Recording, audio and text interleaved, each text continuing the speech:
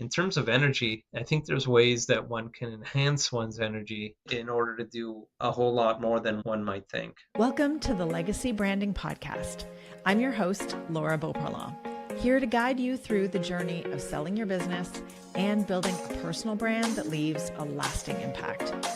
On the show, we'll explore real-life founder stories, expert insights, and actionable strategies to help you navigate the transition, avoid post-sale crisis, and create your impact-driven legacy brand.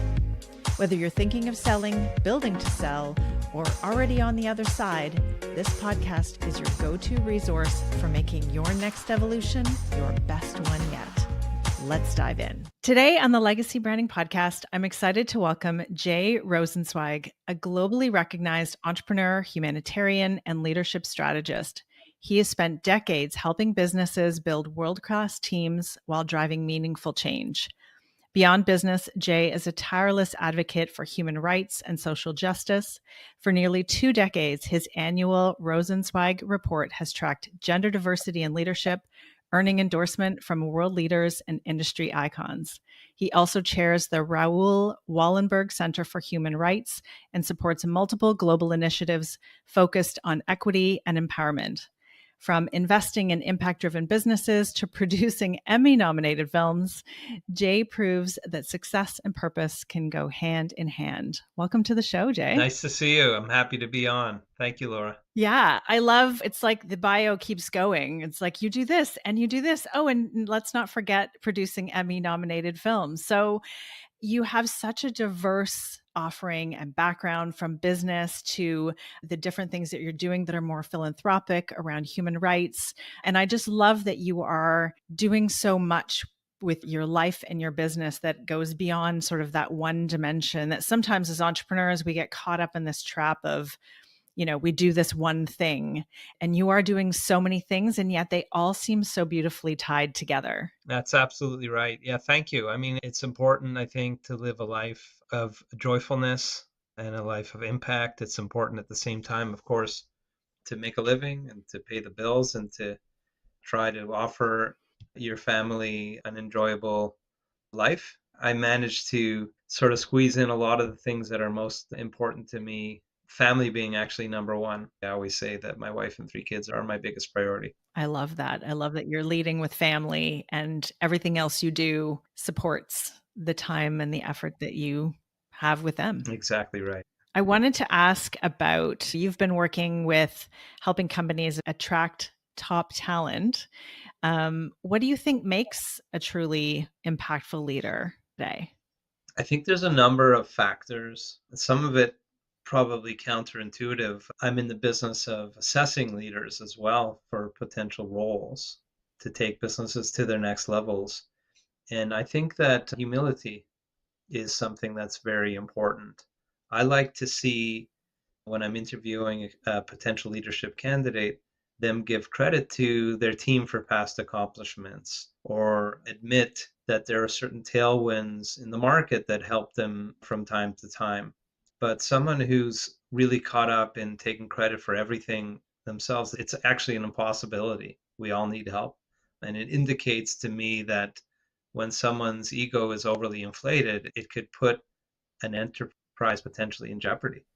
I think curiosity is something that's very, very important. Someone who's genuinely curious, always learning, always wanting to know more, always wanting to stay on top of where the market is going and even have a vision for the future. Those things are really, really important.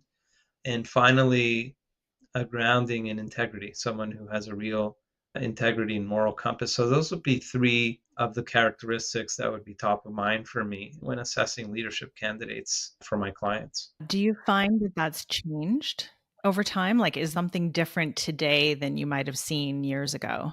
I think one of the things that has changed is the emphasis on impact. I think more and more young people care about having an impact on the world and having a sense of purpose. I think that there's nothing inconsistent with being a capitalist and wanting to make money and at the same time wanting to have positive impact in our world. I think that's actually the future of what I call the intersection of profit and purpose. There's a number of businesses that I'm involved in that work at that intersection. I'm a venture partner in a venture capital fund out of New York called Rebalance Capital. And we invest in two very topical issues, one being fintech, the other one being the future of work. But the central mission of the businesses that we invest in must have this impact, and that is to uplift lower to middle income families. Now, these businesses are meant to yield great returns for its investors. However, they cannot detract from this important impact mission. So I think that's a very key thing that's evolving in this day and age.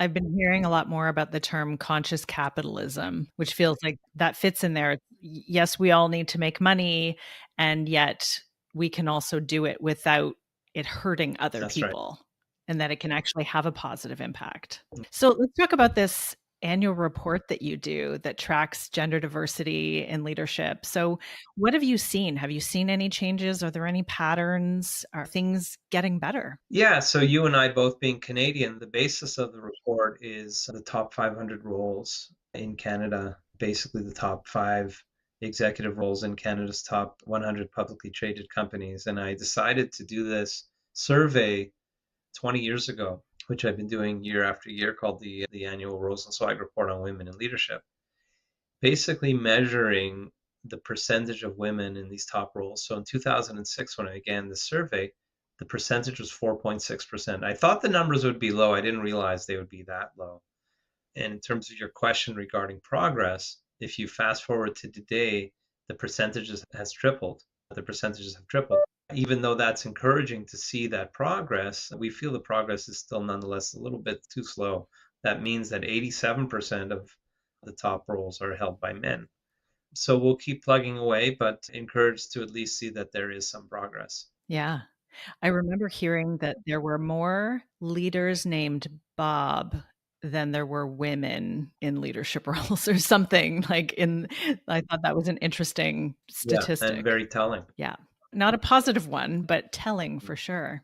So let's talk about your human rights because I feel like there's a lot of things I want to touch on. And I think all of this feels aligned and connected to who you are as a businessman, as a family man. So, what does the work that you're doing through human rights? How does that impact your business? And what is your goal with that? Yes, so I'm a lawyer by background. I studied at McGill. I met a really important mentor and professor there named Erwin Kotler, who is known for his work over the past several decades, including his anti-apartheid advocacy and his representing people like Natan Sharansky in the former Soviet Union. He went on to become Canada's Attorney General and Minister of Justice. And when he left Parliament, he established his Raoul Wallenberg Center for Human Rights, international human rights organization, and asked me to be its board member and ultimately its chair, which I've been happy to do over the last decade. It's really a continuation of his work, also very in line with my own values and my own desire to help the oppressed, whether it be women's rights, as we alluded to earlier, through the business channel, whether it be combating the global trend toward authoritarianism, prevention of and cessation of advocacy for the cessation of genocides, et cetera, et cetera. So it fills a need that I think each of us should fill in trying to do better in the world and to help those, to give voice, let's say, to the voiceless. And of course, as I say earlier, marrying the opportunity to business and make impact is really important to me. And what I find is that it's typically actually a more effective way to help people, namely through incentivizing them financially, because pure nonprofits are led by volunteers. Others may not. But when you dangle a financial incentive in front of somebody, that's often a very powerful way to get people to move, whether it be on issues of environment or uplifting lower to middle income families. So I have a combination of nonprofit, for profit, sometimes the melding of both in terms of impact and profit, so that I could try all these different avenues through which to help people and to help society make the world a better place. Yeah, absolutely. And so, how do you find balancing your time between these different efforts that you're working on? Well, my main business and my clients are always the priority. That's always the thing I will focus on because I need to make sure that the business is taken care of properly and my clients are given the utmost of attention. Layered over that, of course, family is always number one. But I always seem to find the time for each aspect of my life. It typically flows in a way that I'm able to meet whatever demands I have on me with the greatest level of intensity and with the greatest level of care. But I always put my all into everything that I do. In terms of energy, I think there's ways that one can enhance one's energy in order to do a whole lot more than one might think. They say that one person with a sufficient amount of energy and passion and capabilities can do in 1 year what would take another person 10 years to do. So if one lived 100 years with that kind of level of energy and passion and drive, it's as if, from an impact point of view, they lived for 1,000 years. And I can list a whole bunch of different ways one can achieve those levels of energy, whether it's ensuring that you stay as physically fit as you possibly can. I exercise every single day, whether it means eliminating anything that is wasteful to your energy, wasted energy, whether that be gossip or relationships that are toxic that you need to remove from your life or as much as you possibly can. There's various ways one can do that, but the ultimate goal is to be joyful by one's very nature, regardless of what life throws at you. There's no question that when you're joyful, your ability to think clearly and achieve things at the highest levels of energy is at its peak. I love that. And I totally agree with that physical fitness. Like if you don't have your health, you can't do anything. I hurt my back about a month ago and was totally incapacitated. And it was just that reminder of if you don't have your health, it has an impact in every area of your life. It impacted my work, it impacted my family life, my emotional mental health. And so it was another reminder, as much as I do work on being physically fit, strong, it was that reminder that it's actually that much more important. It's not wrong of me to go take the time to exercise and take care of myself. In fact, I can be a better business owner, wife, mother, and so on if I am healthy and strong.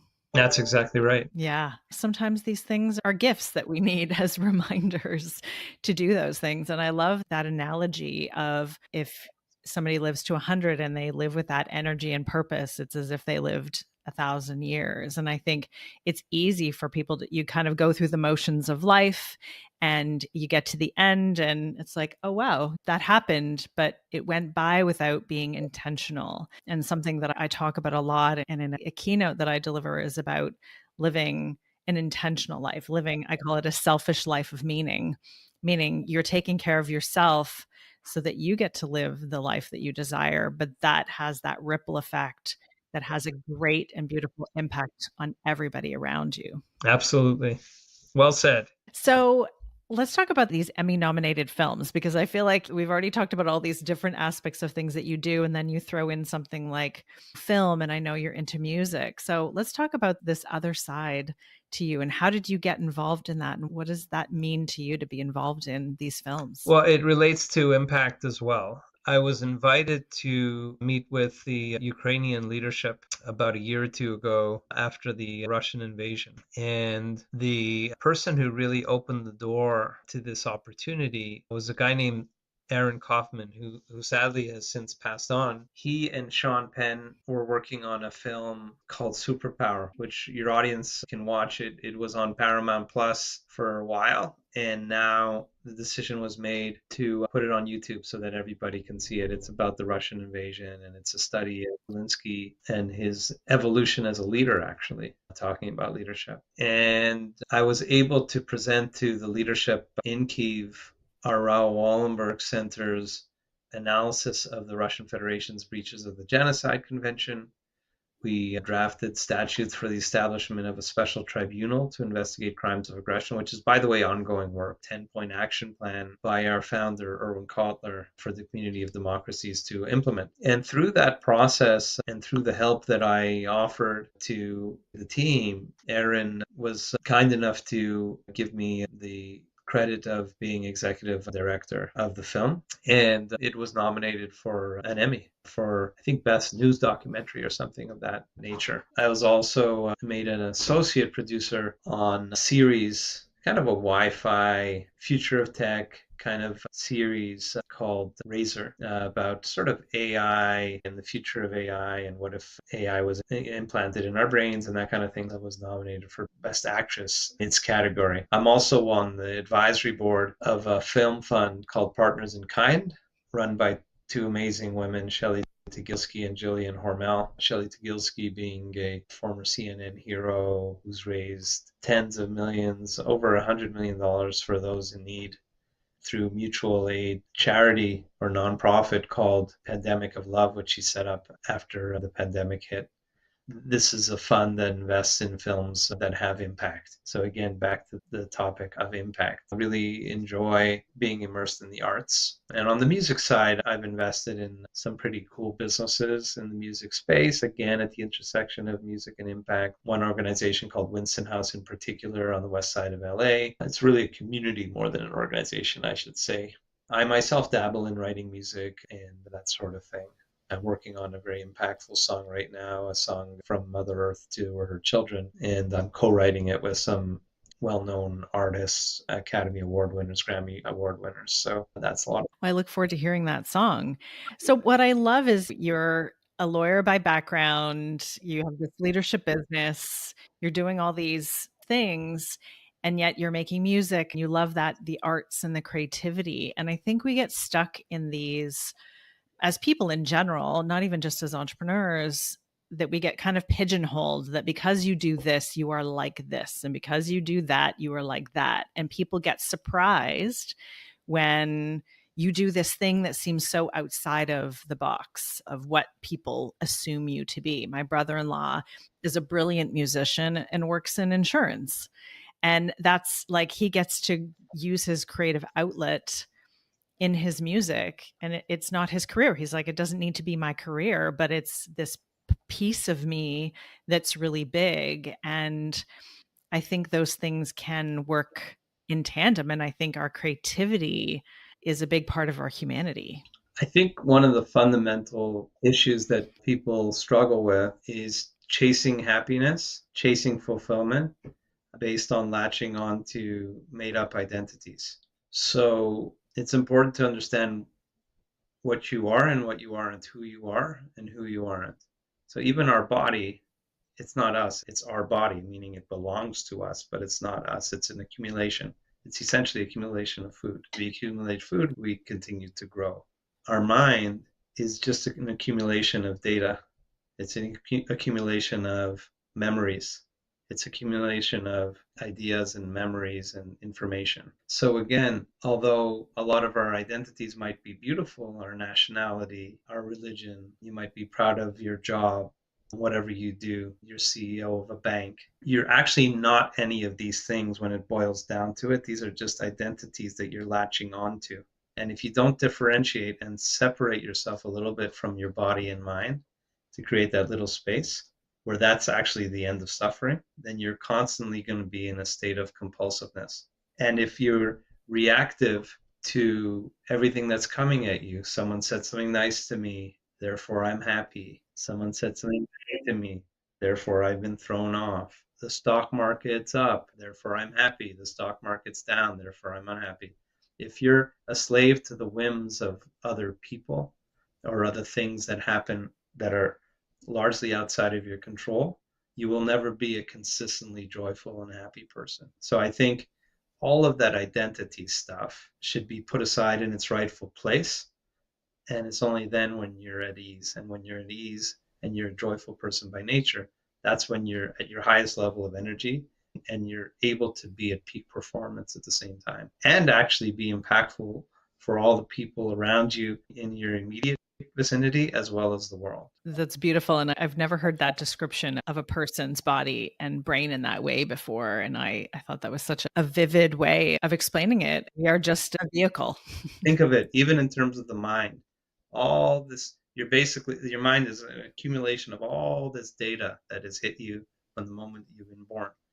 Imagine all of the data was erased. You'd still be alive, still exist. That's further proof to my hypothesis that you aren't your mind. You aren't your identities that have been created in your mind. That's the journey of self-realization. That's the whole idea of life. Yeah. Okay. So, with everything you've built from your business, your advocacy, your creative endeavors, these ideas on who we are that you just shared, how do you define legacy? And what is the legacy that you want to create for yourself? I've come to the realization that legacy is unimportant. Legacy is just an ego thing. In fact, if you're able to make such an impact in the world, such that the next generation is living such a peaceful and joyful and healthy life that you're forgotten, all the better. Legacy is just an ego thing. The only important thing that we can offer is that others can stand on our shoulders and take the impact that we've attempted or the positive messages we've tried to bring to the world to make it a more healthy and sustainable and joyful place, that they run with it and repair the world even better than we have, such that we have ultimately the most peaceful and prosperous and caring world that we could possibly have moving forward. But legacy per se is just an ego thing. It's almost a selfish thing, worrying about whether or not people remember what I did or having my name on a hospital and all that kind of stuff. It's just ego. I think it can be defining who you are today that will live on, even if you are forgotten. But it comes back to this idea of impact that we talked about originally. It's really, what am I here to do? Who am I? Yeah, if legacy is defined in terms of not necessarily an individual's name being attached to being given credit for something, then in that sense, a legacy can be a very positive thing. Absolutely. So, what's next for you? And how can our listeners connect with you and support all of your endeavors? I think continuing to try to have as positive an impact as I possibly can, continuing to drive opportunities to generate wealth is important, continuing to help my clients to build the very best teams they can to move their enterprises forward. All of these things continue to be really important to me. In terms of where people can find me, myname.com, Jay Rosenzweig.com is my personal website. You can find tons over there in terms of the various activities I'm involved in. And you could find me as well on LinkedIn or Instagram pretty easily. Perfect. I'll make sure to include all those links and the movie as well from YouTube. We'll make sure that we can share that in the show notes so all the listeners can watch this amazing film that you were a part of. Jay, thank you so much for being here. It was a great conversation. Thanks so much. Take care.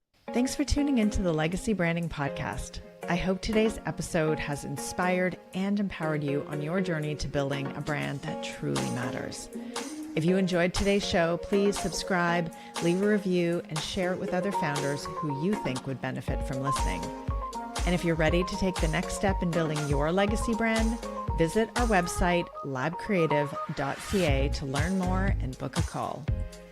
Don't forget to join us next time for more conversations that will help you navigate your transition and create your legacy. Until then, I'm Laura Beauparlant.